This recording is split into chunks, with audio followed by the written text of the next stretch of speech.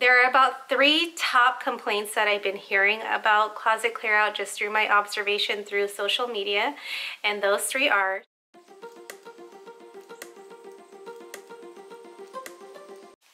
hey there, welcome back to my channel. If you're new, welcome. My name is Adrienne Jewell. I am a part-time reseller primarily with the Poshmark app, but I do sell on Mercari and eBay. However, this video is going to focus primarily on Poshmark and a feature on Poshmark. Today I'll be walking you through my closet clear out strategy, or CCO strategy.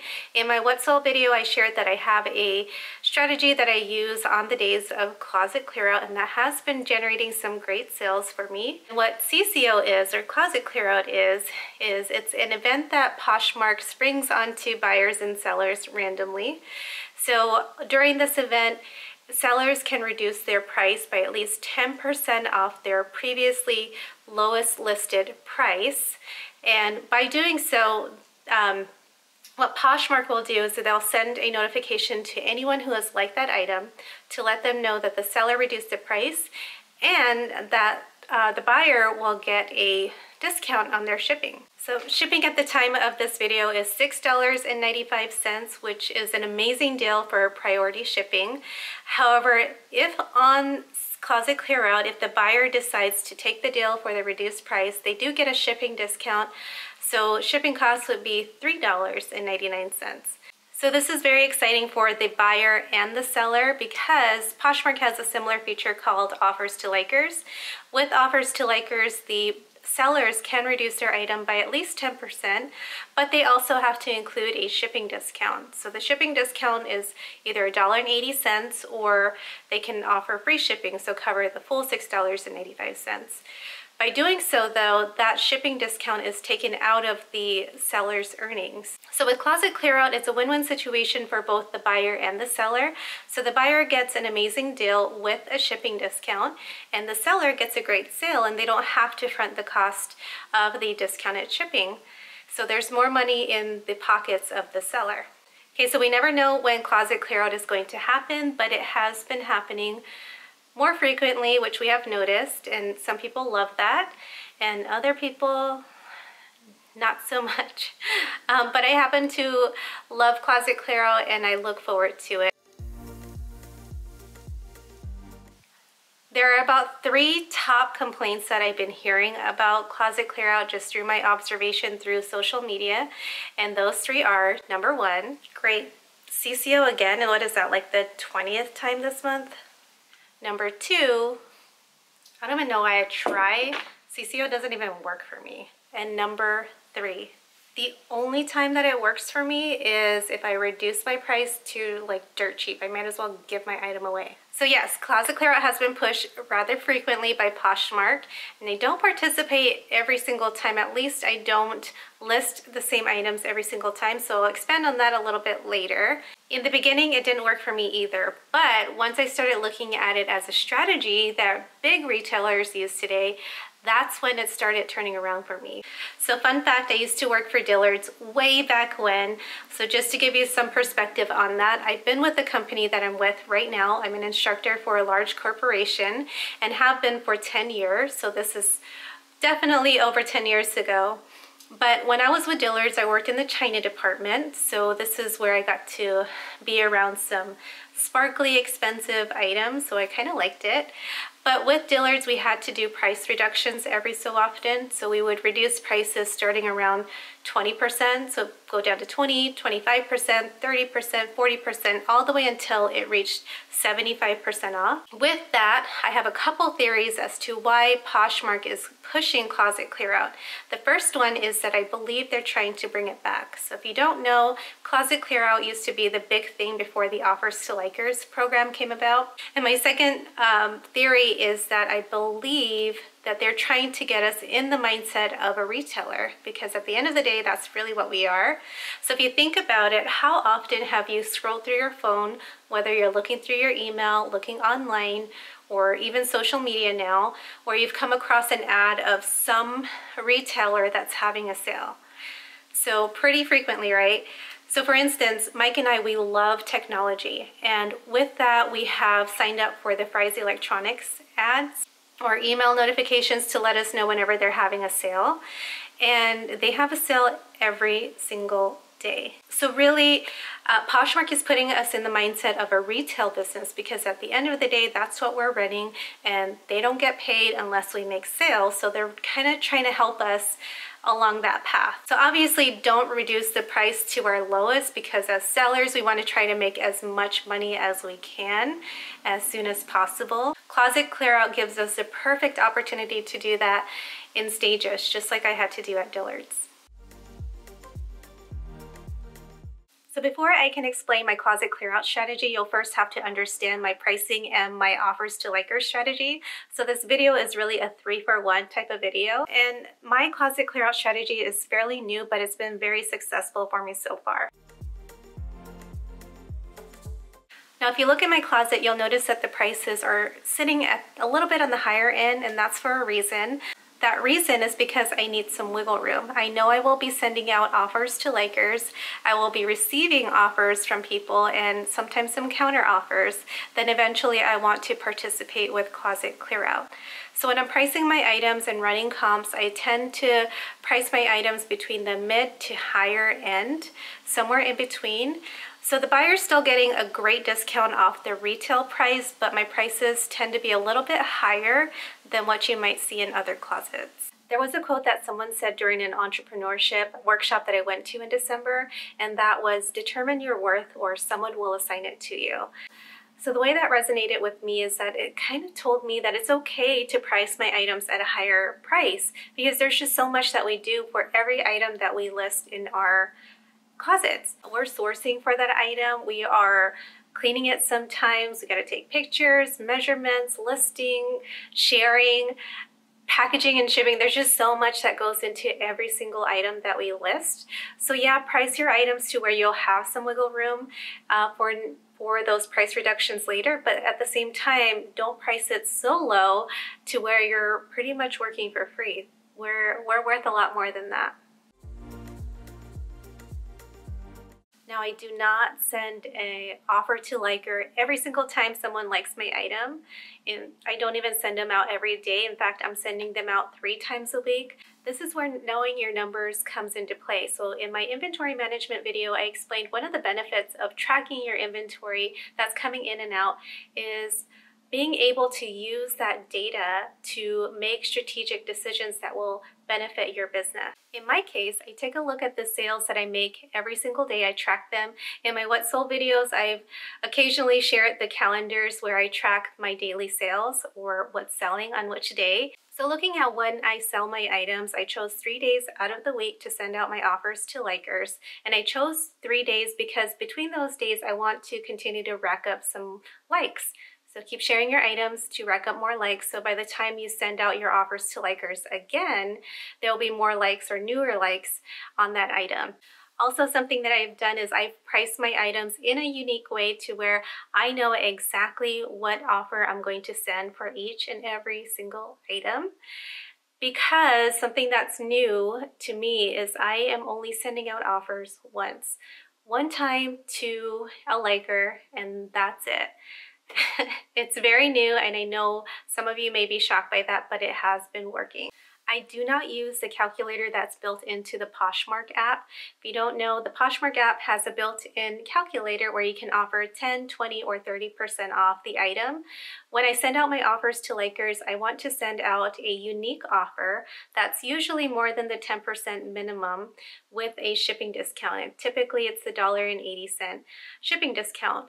Now, the offer that I send out is a strategic number because I do, again, build in that wiggle room so that I can have room for negotiation in case someone sends a counter offer. So each and every liker receives their offer one time. That's it. I don't send out a lower offer. That's it. You get that offer, and if you missed it, I'm sorry. Occasionally, I have been known to go in a couple times a month. Usually it's around the 15th and the 30th of the month or end of the month. if I have the time to submit even lower offers than that first initial one, and that's if Closet Clearout didn't come along. I do get requests to resubmit an offer fairly frequently, but because Poshmark only allows us to send an offer to that same buyer one time, and this is to avoid seeming spammy, I can't resubmit that offer. So I have to kindly ask them to send me an offer. So this strategy helps drive some offers to me. All right, now that you understand my pricing strategy and my offers to likers strategy, we can now get to the long-awaited Closet Clearout strategy. Now, by the time Closet Clearout takes place, likers have received an offer from me at least once. So the morning of Closet Clearout, I will take a good look at my inventory, and there are two determinants that help me decide which items will receive a price reduction. So the first one is I look for items that have received at least 10 likes. The second determinant is I'm looking for items that have little to no likes, and I'll explain why. So for my first determinant, I'm looking at items that have at least 10 likes because I want my odds of getting a sale to be greater. If at least 10 people get that notification of the price reduction and Poshmark's shipping discount, then the odds of me getting a sale are going to be a lot better than if I'm selecting those that have maybe 4 likes. Remember, the liker at this point has received a offer from me at least once, and they either chose not to accept it or they might have missed it, because unless you're a Poshmark seller, you're not on the app every single day as a buyer, so they might have just missed it. So by the time that they receive the notification about the price reduction and the shipping discount, it should grab their attention again. For my second determinant, I want to get more interest in that item.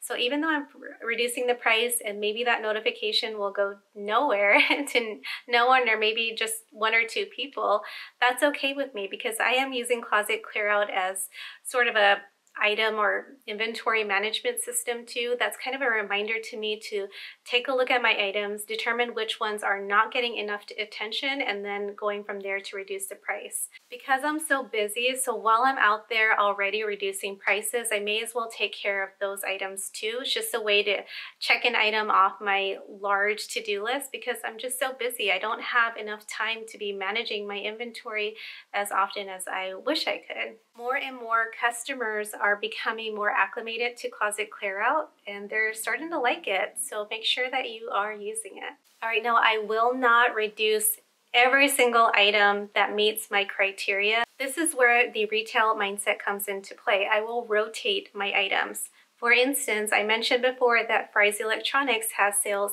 every single day, but are they having that sale on those same items every single day? Absolutely not. Every single day there's a new sale. So the ones that were on sale that day are on sale just for that day. When midnight comes around, that's it, no longer on sale. New items roll out that will be on sale. Closet Clearout happens so frequently now that we can do the same thing. We should be doing the same thing. We can rotate the sales on our items. Sometimes I'm selecting the items that have the most likes. Sometimes I'm selecting the items that are the highest priced items in my closet. Other times I'm selecting the items that have been receiving the most attention lately, or vice versa the time after that. The biggest thing is that I will not allow more than 10% of my items to be part of Closet Clearout. So about 15 to 20 items will be part of the Closet Clearout event. And that's to preserve the value of my items in my closet. So not allowing someone else to determine my closet's worth. And quite frankly, I don't have a lot of time to be sitting there reducing prices. My time is best spent sourcing for items, maybe listing items, or just spending time with my family. To grab a liker's attention during Closet Clearout, I use a technique that I saw going around on Instagram, and I don't know who started this, but if you do know, please leave their name in the comments below, because they definitely deserve a huge thank you for this tip. So the technique is to leave an emoji icon in the title of your description along with the original price of the item. So this goes back to the retail mindset. So if you walk into a store that's having a sale, you'll notice that there will be signs everywhere to grab your attention. And along with those signs, on the tag of the item, you'll see the original price of the item and then the sale price, or it might be on a sign somewhere. When they see this information on the title of your listing, what they're doing is they're stopping to think if they're really getting a good deal. Maybe they'll be doing some math in their head to determine how much of a discount they're getting. And if they're doing that, that's awesome. The odds of them going to make that purchase will be a lot greater. The emoji icon that I use for my first determinant, the items that have at least 10 or more likes, is a tag icon followed by the original listing price. And then the emoji icon that I use for my second determinant will be the blue down arrow followed by the original listed price. Yes, I will adjust the price back to the original listing price. And this goes back again to that retailer mindset. Big box stores do it too, so this is what I'm going to do. So this puts some urgency on your sales, or tells the buyers that, hey, when I have these sales, you got to take action because the price is going to go back up if you don't. Rotating your sales lets the buyers know that your sale could come back, and it puts a sense of urgency when it does come back to go ahead and grab that item.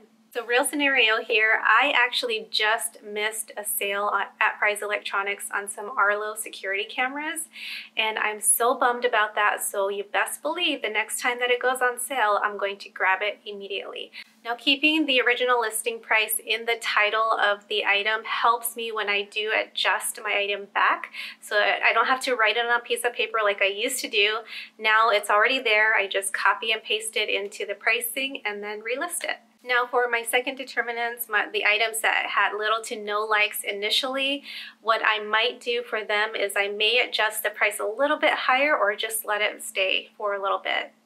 So to take this strategy on, the first thing that I would recommend is to get to know your own numbers. So if you notice, I didn't share the exact days that I'm sending out my offers to likers because I want you to get to know your buyers. This is based on my sales, based on how often that I share and my schedule. So it may be different for you. I don't want you to follow my same thing because it might not work for you. You have to get to know your numbers first. So get to know your buyers, get to know your numbers, most importantly. Send out offers to likers strategically, price your items strategically first, and then participate in closet clear out when the time is there because you will get some great sales. So this is my strategy. It has been working for me lately, the last few months. My sales compared to last year and even at the end of last year, I mean, they're just night and day, pretty much. I hope what you get out of this video is that closet clear out is an opportunity. It's an opportunity for you to run a sale and get some great sales during that day. So that's it for this week. If you have any questions, please leave them in the comments below, along with any other video suggestions. If you feel that this video might help someone, please share it so that others can see. If you haven't already, please also subscribe and let me know what you took away from this video. I always like to hear back from you. That helps motivate me to continue to make these videos for you. So until next week, I hope that you have a wonderful, wonderful sales week and sales days ahead. Thank you so much for watching. I'll see you next time.